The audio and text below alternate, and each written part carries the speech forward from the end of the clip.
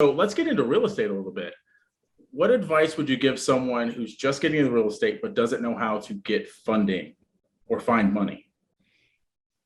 Yeah, that's, if you don't feel confident in your ability to source the funding, you might not ever even make an offer to buy. So it's a great question because it speaks to the importance of not just having access to the funding, but having that level of confidence and how much that can do for you. So for me, my journey was basically started with a couple of money partners one who I knew well, who I didn't feel uncomfortable asking, and who is texting me right now. Nice. Who I wasn't uncomfortable asking. And then that led to an introduction to another. And at the time I was mostly doing rehabs. And then, so they would put up the money and we'd split the profit.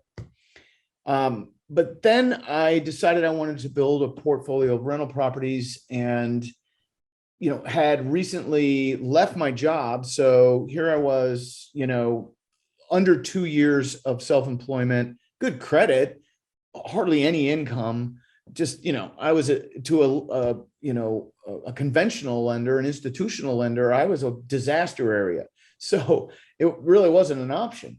And it may be now, but you've got to have squeaky clean credit and big money to put down. And so I was effectively forced to find private lenders, regular folks like you and me, Doug, who are just looking for a higher return on our money than we're getting, elsewhere in a, relatively risk-off environment. Mm-hmm. And what I discovered was that, and this was a long time ago when interest rates were higher, much higher, and but there were still people that were, frustrated by the yield they were getting, but were very adherent to their risk tolerance.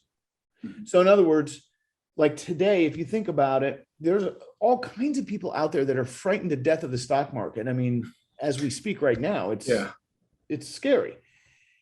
Crypto, too volatile, too technical. I don't get it.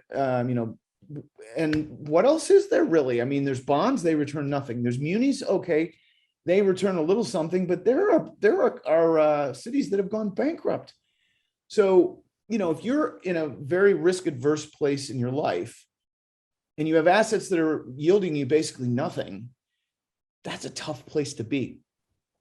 And I discovered that a long time ago, and it actually got more favorable for us as investors, the borrowers, as rates went down. Now we've been in a period of, 10, 12, whatever, 15 years of super low rates.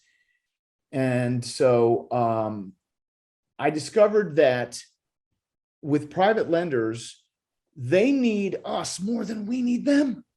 And as soon as I had that realization,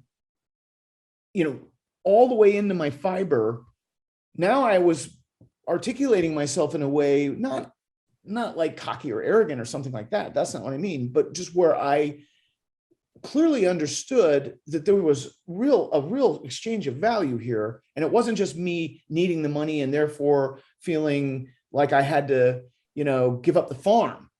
And so one of the things I've tried to do is help people sort of have that same realization where there's an exchange of value here that is two-way, where I think most people who don't have the money and need it, they think it's one way, where they're the ones receiving all the value, so they have to give up way too much, and you don't.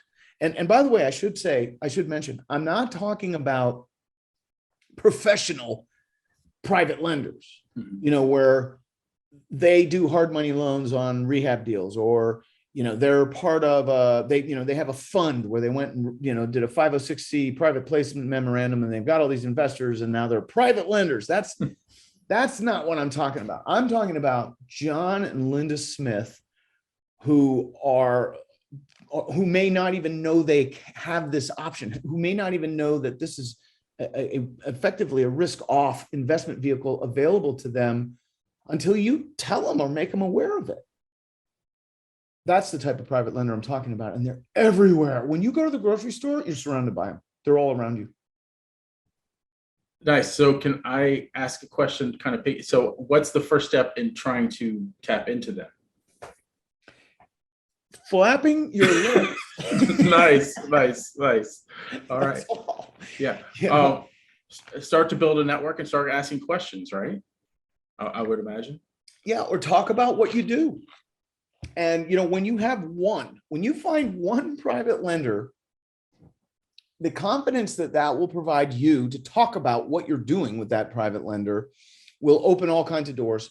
Plus, when you do what you said you would do with that private lender, they will go and brag about their situation to their people that are close to them. They'll be like, "Hey, man, I got it going on."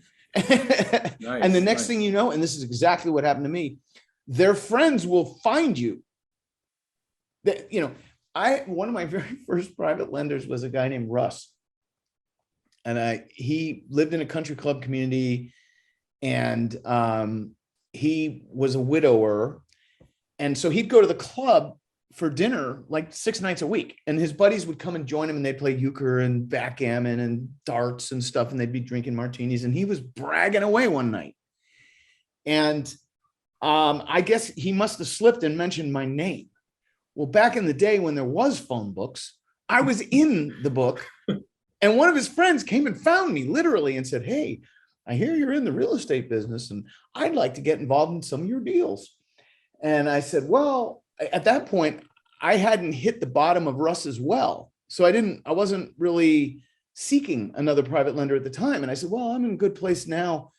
But let me get your name and number, and I'll call you if things change. And he was like, well, tell me about, the terms and the split. At the time, I was doing some rehabs with the guy, and he was also funding some of my rentals. And so I talked about the terms, and this guy was like, well, heck, I'd do better than that. How about this? And I was like, oh my God, they're now competing for my business. And so at the end of the conversation, I still told him, I said, let me give it some thought. I'll think about it. At the end of the conversation, the guy goes, all right, well, it was a real pleasure speaking with you. And don't tell Russ I called you. Bye. Click. And I was like, okay, now I get what's going on here. Oh, it was hilarious. And Nice. So that was Henry Silliman, Russ Herbesek's good friend. And so they both ended up private lenders. And then, but all you need is one, and the rest will find you, or your confidence and your willingness to just talk about what you do will find you all you need. There's so much money looking for yield today in a risk-off environment.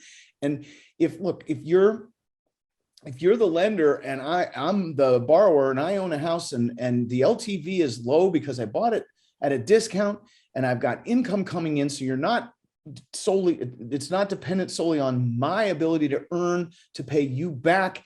It's the house and its intrinsic value, and it's going up in value, and therefore your loan to value ratio is going down. And I mean, I'd call it a relatively unconventional, although I think very much arguably risk off investment opportunity that most of the folks I'm talking about don't even know exists until you talk to them about it. Oh, nice.